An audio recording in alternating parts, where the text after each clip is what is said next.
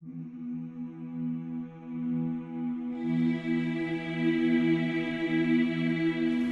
going to look at several, to create a case for gender justice, why we need to focus on gender justice.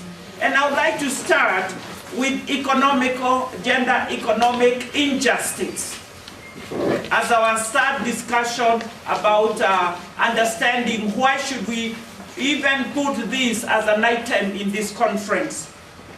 Poverty, marginalized women are denied the right for a decent life.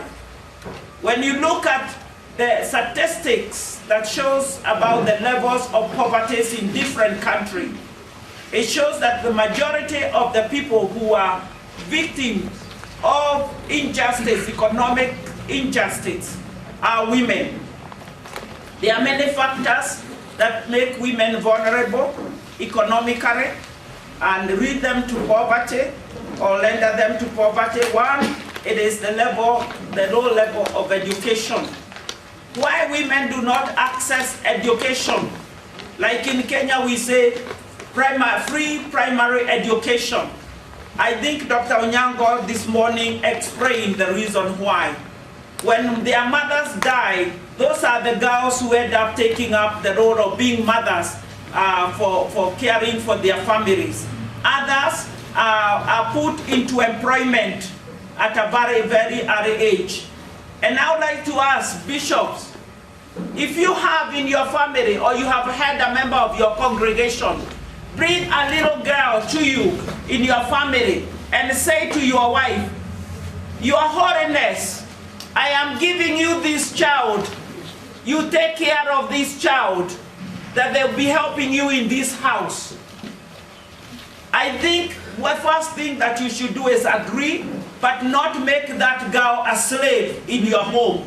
We have many women and men here who have employed children who are underage, who should be in school, but they should not be working, earning money for you. We have many companies and factories and even flower farm and sugar farm where young children, especially girls, are being exploited and are not even given the opportunity to go to school. And that increases the number of women who are going to continue being in poverty, and the cycle of poverty will continue. Their mother never went to school, the daughter never went to school, her daughter never went to school, and the cycle continues. And this is not only in Kenya. You go to Thailand, you go to India, you will find similar situation even in the United States, isn't it? So that is one. Child care responsibility falls under women. In gender, we say it is the gender role, reproductive role of women. But the reproductive role is for both men and women. But most of the people who end up with this big responsibility are women. Labor market inequality, the structures in the labor market, it requires that people have qualification. And if they don't have qualification, that you find most of the women are given the jobs that do not earn them enough money. They take cheap jobs. The other one is marriage breakdown, where you find that a lot of women marry for security reasons. A lot of women, especially in the rural area, they want to get married for security. They want to have a man who can provide a home, who can take care for their children. And when the marriage breaks, then these women are forced into poverty because they cannot be able to sustain themselves. They have no education, they have nowhere to go. And this leads into another evil, the prostitution, where you find, as we were told by Dr. Onyango, in order for the woman to get fish, she has to sell her body because she has no money to buy fish to go and sell, or even fish to feed the children. And this is a growing problem in the Lake region, which I would like the church to really look into it. Women bear also burden because of most of the public service and public companies, private companies, do not really take care of the women workers. And you'll find that most of the women, whatever little money that they make, it actually do not meet the ends And this leads into women suffering. Even they cannot afford to be able to go to the doctors. Other women, even where the clinics are free, they are not given opportunity to go to attend to their health care, even to go for the antenatal or prenatal clinic. The employers refuse. He said, men do not ask for permission to go to clinic, so why should I give you permission? So the labor regulations in most of the countries put women in a very vulnerable position. And as I mentioned, the statistics from the United Nations show 70% of the world population, 1.3 billion people, are in absolute poverty, and majority of those are women. So we can understand the case for economical injustice. Gender and HIV, I do not want to go into details of this, but I just want to highlight what was discussed before we went out for lunch, that women are more at risk in contracting HIV/AIDS because they have less control over their own sexuality and their own bodies. And most of the women do not actually, and I'm not saying that there are no women who go get the virus. There are women who go and get the virus. But majority of the women become the victims of this virus because of circumstances that are beyond their control. Women, we have found from studies, women cannot negotiate for use of the condom. They cannot negotiate. And most of the women have been beaten up by their men by idea of even thinking that he is unfaithful. The idea of even suggesting that the husband should use a condom.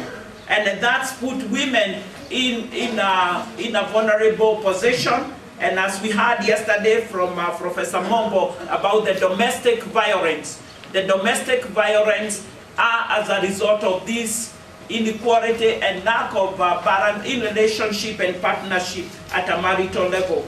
Another issue is the cultural beliefs and customs, where women, when the husband dies, she is forced to be inherited by somebody which the community chooses or the family chooses. And if that person is HIV positive, then the woman will continue being inherited from one relative to another. Social expectations, where men, because he paid the dowry, will believe that the woman is his property, and therefore there is no way that a woman can be able to negotiate. I don't want to go to other issue, but the other one is gender and violence. Violence against women is based on the belief that gender identity is defined by the power relationship. The power relationship where one gender is more stronger than the other or have more power. And power is not the physical power. It could be financial power. It could be spiritual power that the man have, because the Bible says the man is the head of the family. All those powers sometimes can be misused or put in the wrong context and lead into serious problem. Christianity, Hinduism, Judaism, Islam, they've shown that you think that it's only the Christian who are in this, but most of them, all the male justify male supremacy, and the women have to submit to the men. And talking about the Islam, we have seen that many women who have been even executed by their family members because they refuse certain, maybe she decided to leave her husband, or she decided that she would not get married in a forced marriage, and this in itself caused a lot of problem within the community, and religious leaders sometimes they force these women to be executed. We have seen in Africa, like in the DRC and in Rwanda, the genocide and how the women suffered from rape, humiliation, and torture during the war conflict. And rape is still continued being used as a weapon of war. Where there are no guns is women who suffered. One of my students from the community, Masters of Community Care, she completed her research on Kivu, that is the east part of DRC, where women give the account of their stories. And if you read her work, most of the stories that she was gathering, you will break into tears. For me, it was so difficult to be able to listen to these stories that she had documented of what these women have gone through. Those boys who could not even rape these girls because they were not men enough to rape, they would use a bottle, a Coca-Cola bottle, to push it into the vagina of a woman, causing a lot of damage and harm and tearing that woman. They could not rape her, but they had to torture her, to humiliate her. Others were, their breasts were cut off by these boys. You heard about the man who was sentenced in the Hague? Did you remember there was a man who was sentenced because of recruiting boys? It's about the stories of that community, on what these women went through. And my dear Bishop, this went on for the Church of Jesus Christ is still holding services in that community, and they never did anything. And it's still going on. The war is still going on in DRC, and especially in the eastern part of Congo. What I'm trying to say is that if we are going to talk about gender justice, we can make case after case after case why we need to focus on gender justice. Not only in the church, but in our parliament, in our community, in our marketplace. There is enough evidence why we should focus on gender justice. But I would like to focus, for the sake of this conference, because of the church, I want us to focus on the Bible. What does the Bible say? What does the God Almighty Jehovah Elohim say about gender justice? And I would like to say Jesus Christ in himself, he became the advocate of those who are vulnerable. He tried in his 3 years ministry to address the injustice that affected his community. In Samaria, in Judea, in all the towns that he went, you can read the account that is recorded in the 4 Gospels over and over again, that Jesus Christ was not shy to address, to confront the hypocrisy of religious leaders on the issues of justice. And today we are going to look at that justice belongs to God, isn't it? Justice belongs to God, and him alone, it belongs to him. And if you do not address the issues of gender justice, my dear bishops, the clergy, he is not limited as to how he cannot do it. God's hands are not tied up that he cannot do something about it. He has given you a chance to do it. And if you don't do it, he will come to show justice. And I'm going to talk about accounts where God came down to show justice, to liberate his own people, because he had the cry of women, the cry of men, the cry of children. Jesus Christ drew near to people who were suffering. I really like that. That Jesus Christ attracted the lame, the deaf, and those who are in the margins of the society, those who are not known as so and so. They were the people that were drawing themselves closer to Jesus Christ, and he understood them. He restored them. He gave them the dignity, and he loved them. Women would go to play, especially during the crucifixion. We were reminded this by our honorable minister, that the first people who actually went to the resurrection were women, not men, isn't it? So the women won the victory. They saw the victory over death. And I would like to remind you, my dear sisters, that no matter what you are going through, No matter what circumstances you are in and what you have been put through, Jesus Christ himself have given you victory. He have conquered all those things that you are going through. The Bible calls us to see both women and men as full person and to go beyond the traditional stereotype of God. And I think this was communicated very well yesterday.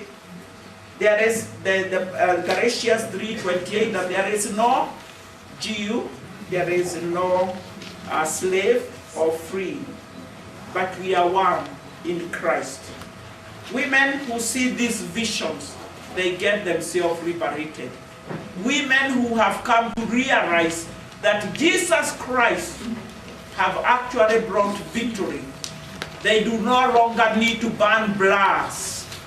They do not need to demonstrate the way the first women started demonstrating to prove that to demand for their right.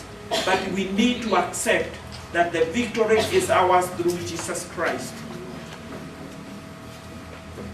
We heard about the feminists, theologians, and the scholars and the work they are doing. But I would like to say that one of the work that I'm very, very proud of the feminist theologian, is to liberate women by bringing a new approach to understanding the Bible without causing misinterpretation, but helping women to understand that they are created by God,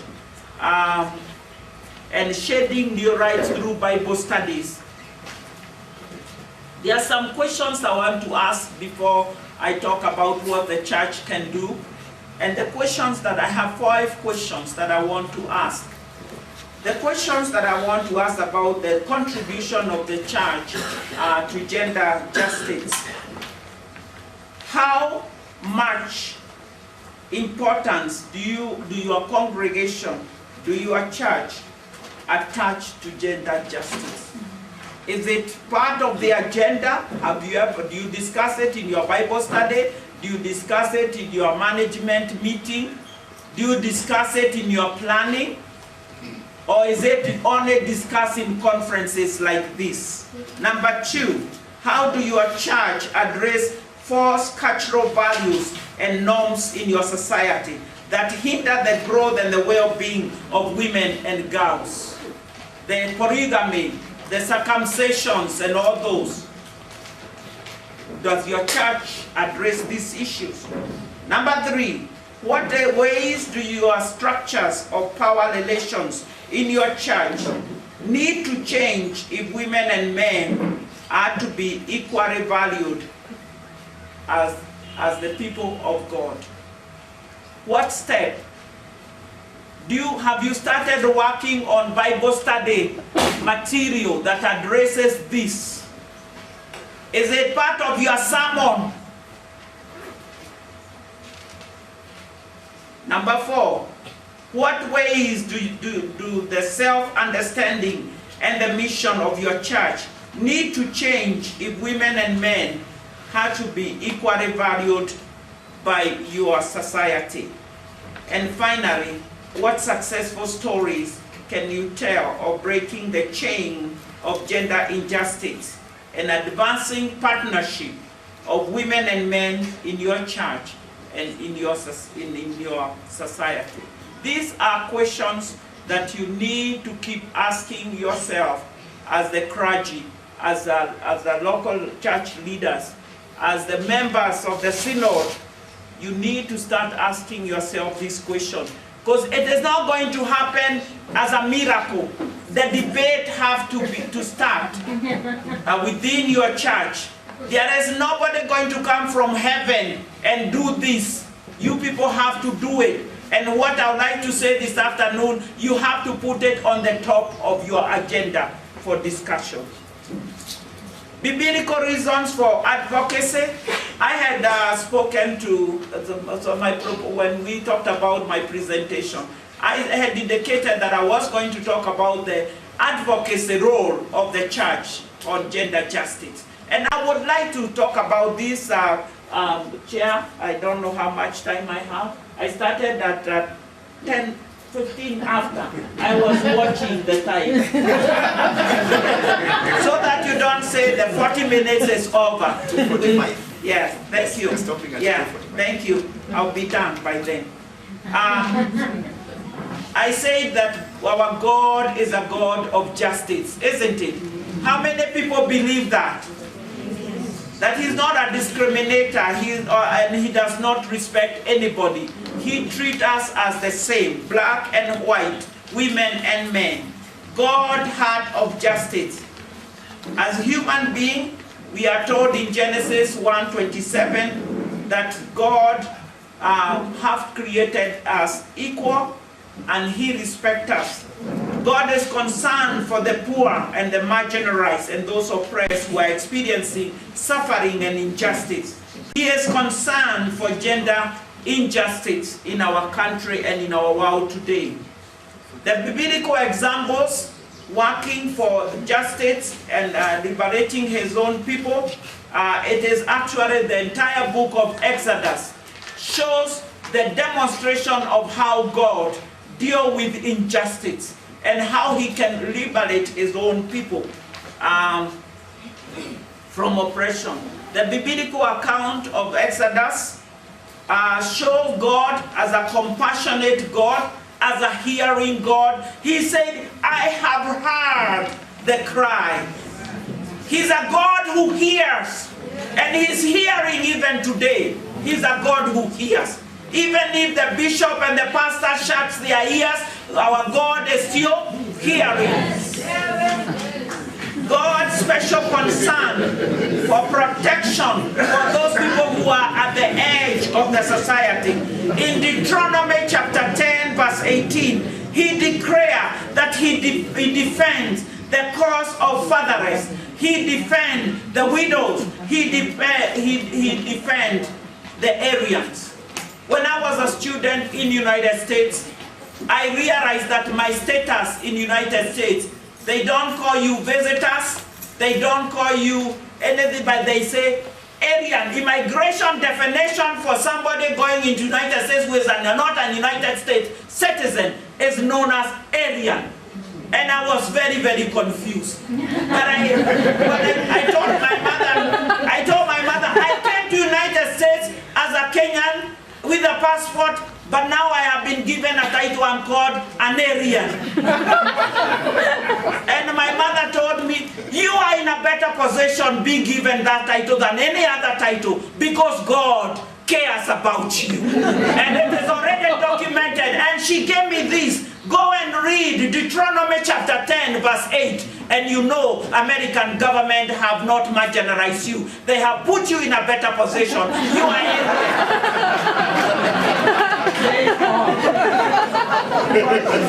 Isaiah 56 verse 6 to 7. God challenged the motive for fasting. He challenged the motive for fasting because many people fast. They are so those days that we say before the Easter, it is time to fast. And our leaders, our religious leaders keep emphasizing this is the time for fasting. But God is challenging that through his prophet Isaiah and is asking you, what are you fasting for? What is it that you are doing it? What is it that you want to achieve? And he's saying, is this not the kind of fast that I have chosen? And listen very, very carefully. He knows. He has chosen fasting so that the injustice, those people who are victims of injustice may be set free. To untie the cord and the yoke of the oppressed. And to break away every yoke, the yokes of economical injustice, the yoke of poverty, the yoke of gender violence. That is what we should be fasting for. We should be fasting as the body of Christ until the change comes into our own community. He said, I am going to give to the fast. And this I am doing it for injustice, to make sure that those who are oppressed are set free. Mimi took us through those women who sacrificed their life who did whatever it took to make sure that they changed the course of history in the United States, and we are now the beneficiaries of the work that was done by those women. Can we remember them, and the women that Bishop mentioned? Give them a hand in remembrance for their contribution. These are people who knew about Isaiah 58 verse 7 to 8.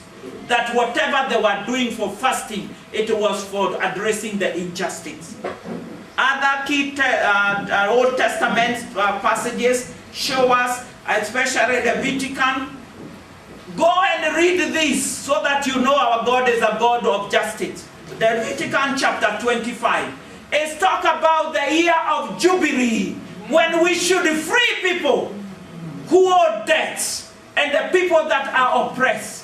Are we doing it in our present world? Are we really having the year of Jubilee in our churches, or do we talk about it? Amos, right in chapter 5, verse 11. And also Micah, in Micah chapter 6, verse 8. And all these are showing why God loved justice. But the one that I am interested in sharing with you today is the Jeremiah, prophet Jeremiah, writing in chapter 8, verse 19 to 22. And he is asking, is there, Bishop, no physician? Is there no balm to heal the daughter of the people, to restore the health to the daughter of people in Bondo? Is there no balm in Bondo? Is there no balm in Rwanda? Are there no physicians who can restore those women who are bleeding from rape? Those women who are psychologically and emotionally tortured and they have lost their dignity. Is there no balm? These are questions that God is asking, not Lillian Kimani. The Jehovah himself is asking. Jesus Christ, the advocate, he taught the most important commandment, the commandment of love.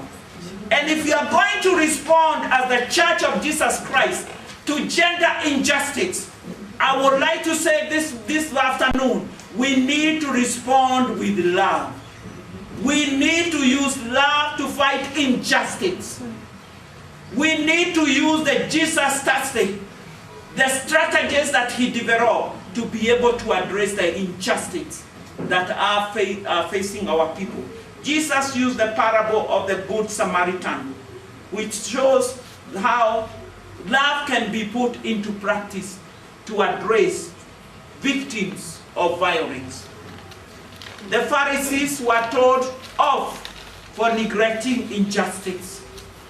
He says, "Woe to you, Pharisees, because you give God the tenth, but you have neglected." You have neglected what? Justice. You have neglected what else? Love. Yes. You cannot say that you love God when things are happening below your nose and you pretend like a Pharisees that you do not notice it and you do not care. You pass by. Huh?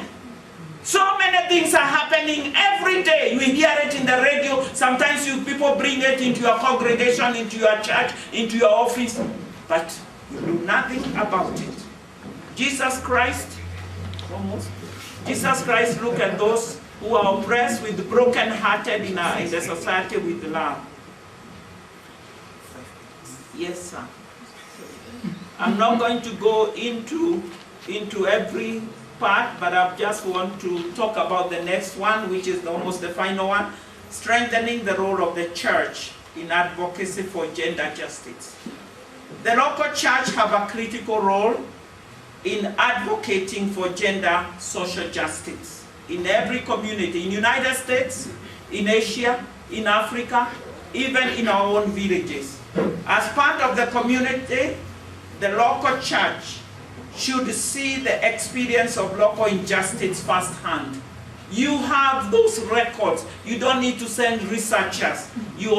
All these cases are visible in your eyes. Local church leaders can extract the information And I would like to use this opportunity to thank the pastors who are here and who are not here, and the bishops of Southern Sudan, who use their role as the clergy to mobilize the world with information when nobody knew about what was going on in Southern Sudan. Can we give them a hand?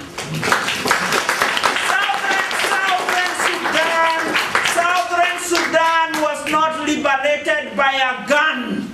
And this should go in history. It was liberated by the men and women of God who actually work as power brokers to create peace for Southern Sudan. Southern Sudan did not even have enough money to buy guns to fight the North.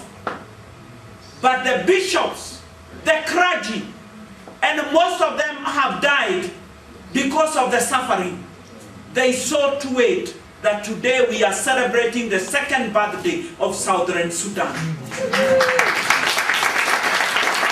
What I'm trying to say, ladies and gentlemen, that advocacy is a powerful tool if it's properly used as a strategy. Those men and women, they were going with the Bible, and when they are invited to any meeting, they will give an account. They didn't even have what we call digital camera to take photographs that they can demonstrate, but they would give an account of what is happening in Juba, in many villages, and how people died, and how many people, and the slavery that have been going on in Sudan for years and years. Well, Sudan was part of African Union, and given powers by the African Union, well, they were doing all these evil things in Southern Sudan. I would like also to praise God for South Africa. South Africa became independent almost, 18, 20 years ago.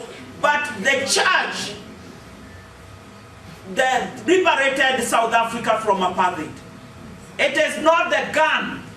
The ANC and all those other people could not fight for the independence. They did not have the power to get rid of apartheid in South Africa.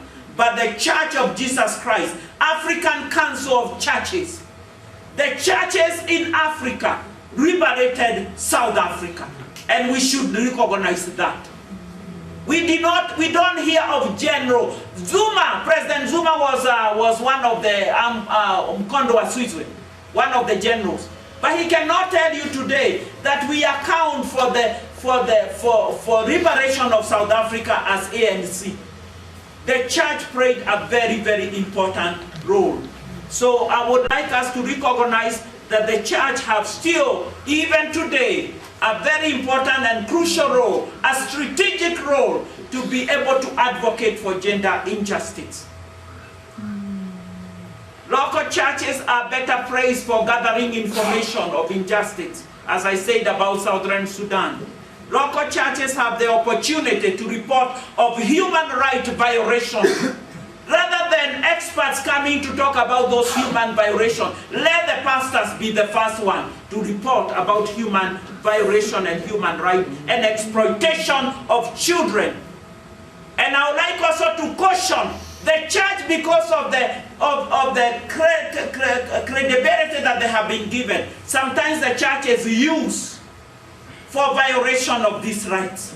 Yes, it is. We are told in Rwanda, and my Rwandese friends are here, that more people died under the hand of the church than they died in the villages, isn't it? We are told that people they went to hide in the church, but the pastors and the priests betrayed them, and they died, they were massacred in the church. So we are also told in Kenya of a story of a pastor who now resides, I think, in England, how he and his wife were used in children trafficking. Haven't you people read that? Yes. They would be trusted by community, they would be given the babies, pray for my child, bless my baby, and the next thing the baby will do what? Will disappear, and they were trading these babies in UK and Europe. Church, let us re-examine ourselves. People trust us, and we have a lot to do to recreate now new trust in our community. Finally,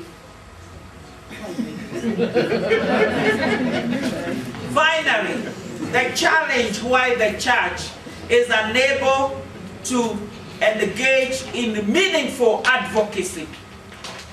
Yes, the church would want to advocate for gender injustice, but yet there are some challenges that faces the church.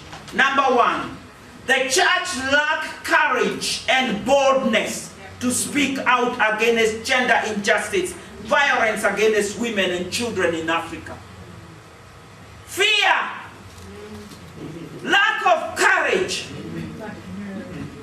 and boldness to face the power brokers and all those evil people who are doing evil things in our society. At Mama Lillian, hiyo mambo wacha. You don't know where I come from. If I open my mouth, we are finished with my family. So be it. If you are not going to be finished by those that, Jehovah himself will finish you. I spoke to another lady. She's my spiritual mother. And I was asking her, because I have been away for some years, I was asking her about Pastor so-and-so, Bishop so-and-so, Pastor so-and-so, how are they doing? And she continued telling me that one passed away, that one passed away, that one. But that pastor was not old. What happened? He had an accident or something?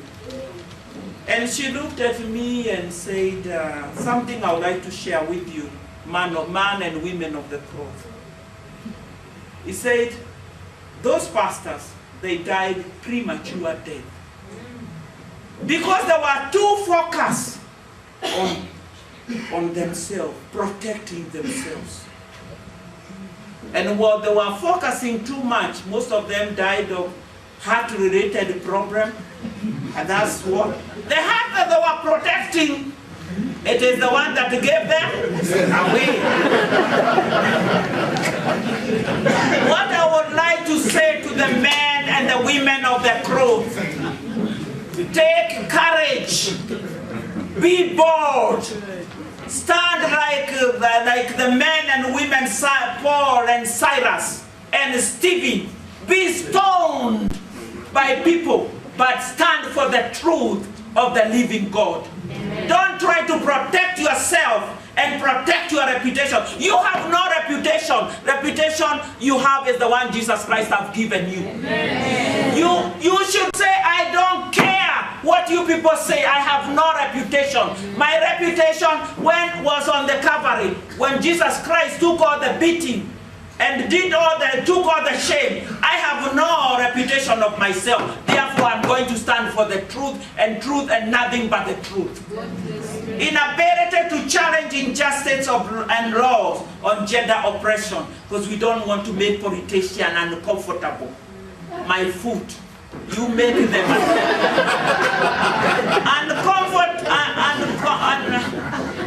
unable to confront traditions and social customs that oppress women.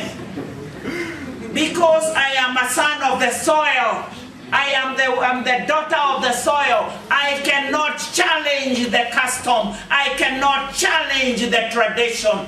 What will people say? Who will bury me? Those are the things that concerns you, Reverend. Lack of advocacy capacity at the church leadership. A lot of pastors, and I would like to challenge Dr. Muga, because he is the one who prepared them and usher them and sent them to the community. Put advocacy as part of the curriculum for the BD. Many pastors do not have the skills. They do not have even the competencies of advocacy. Advocacy is something you can learn. Okay? And I am asking St. Paul to put that as part of curriculum if it does not exist. Many pastors are not trained on advocacy. Ability to lobby the relevant people. You need to learn the art of lobbying.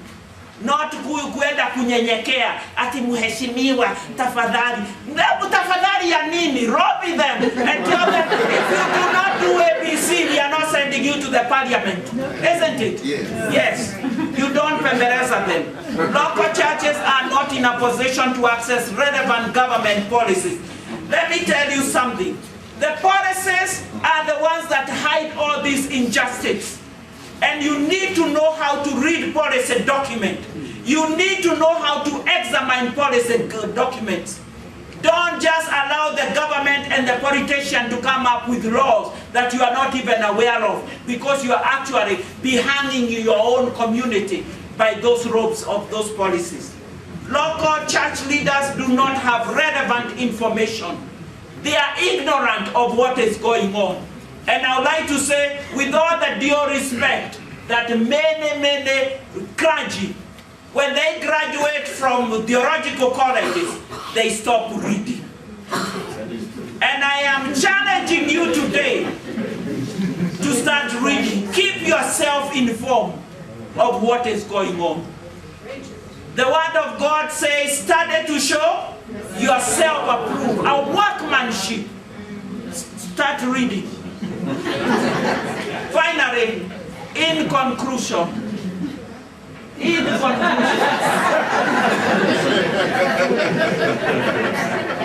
local churches need to understand gender injustice, gender inequality, and how that gender inequality and gender injustice diminishes women's influence in the society and the community at large. Gender and social injustice reveal the ugly side of the broken society. Mimi, I thank you for saying that all the violence and all these things is a picture of a sick society. And we need to accept that. That what we are seeing is a manifestation of sickness that is within our society. Therefore, there is rottenness and ugliness that is in our community that the pastors and the clergy should be aware of that. What is your role as a local church leader in dealing with gender injustice? There is a need for local churches to strengthen advocacy and to fight for injustice. Build credibility and reputation that have been tarnished by your silence. Your silence is eating away the reputation of our Lord Jesus Christ. Your silence is eating away the love of God in the community. And I have said this, and Dr. Onyango knows. I always say, because you are given podium, what we call pulpit, which I have not. You see, I didn't even take it. I have not ordained. I am not ordained to stand behind the pulpit. You are ordained to take that pulpit. And when you take that pulpit, before you talk about bra, bra, bra, bra, bra, and Mark and Genesis and what, please take time to look at your congregation. Have a look at the faces of members of your congregation. When the service is over, do it the American way. Stand at the door and shake the hand of members of your congregation. Don't shake the hand, look at the eyes. Look at the faces of the members of your congregation, because you will see the state of health of your congregation. We are too busy reading, and we never look at the people's faces. From now on, look at them.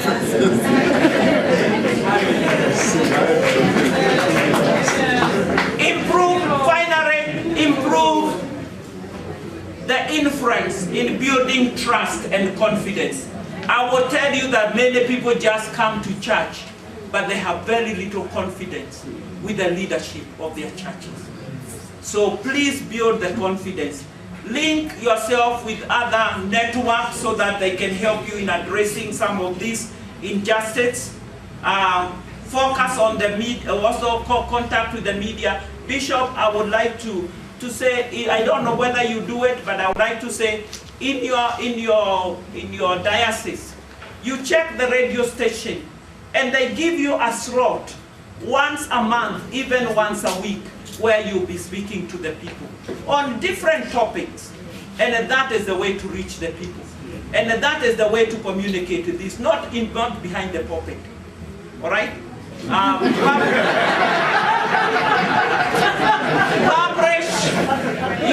Use local media to create awareness on gender injustice. Create a database on all the contacts of people who can be able to assist and work with you, including St. Paul. Let us become the balm. Let the church become the balm of the Gilead. A healing balm that victims of gender violence can find love and healing and justice. Thank you, and may God bless you.